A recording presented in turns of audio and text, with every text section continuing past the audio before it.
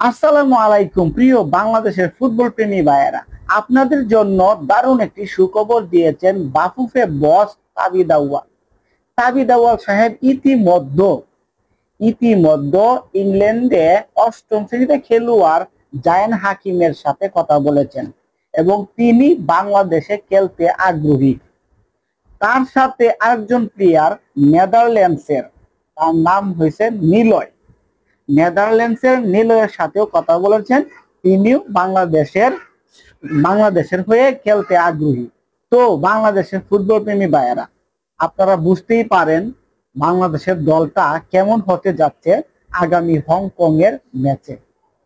তো এই যে দুইজন প্লেয়ার, একজন ইংল্যান্ডের একজন নেদারল্যান্ডসের, জায়ান হাকিম এবং নিলয়, তারা নাকি গোলের মেশিন। যেখানে বাংলাদেশ প্রায়ই গোল করতে যেয়ে গোল মিস করে ফেলেন, গোল করতে পারেন না, ছন্দ হারা হয়ে যায়। যে তালে তাল মিলিয়ে গোল বার পর্যন্ত যায়, তারপরে সেই তাল তাল মিলিয়ে তারা গোল করতে পারে না, তারা তাল ছাড়া বেতালা হয়ে যায়।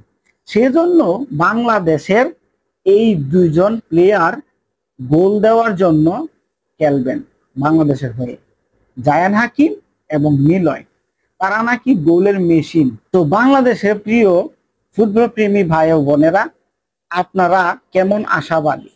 তাদেরকে যদি আমরা পাই, সত্যি অর্ধেই যদি তারা গোলের মেশিন হয়ে থাকে, তাহলে আমাদের জন্য সেটা গুড লাক, আমাদের জন্য একটা সুখের খবর। আর আমরা যদি তাদেরকে পেয়ে ভালো পারফরমেন্স করতে পারি, তাহলে তো কথাই নাই। তো আপনাদের মতামত কি? এরকম প্লেয়ার বাংলাদেশের দরকার আছে কিনা সেটা কমেন্টে জানাবেন।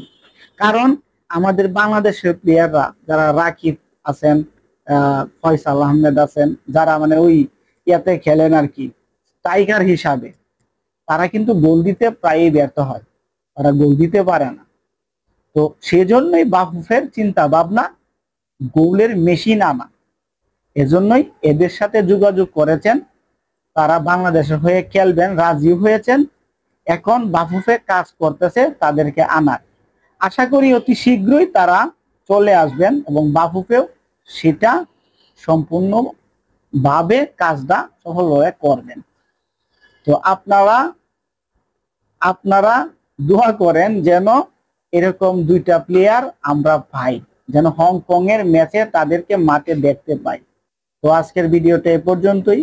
ভালো লাগলে ভিডিওটা শেয়ার করবেন এবং সকলেই ভালো থাকবেন, সুস্থ থাকবেন। আল্লাহ হাফেজ।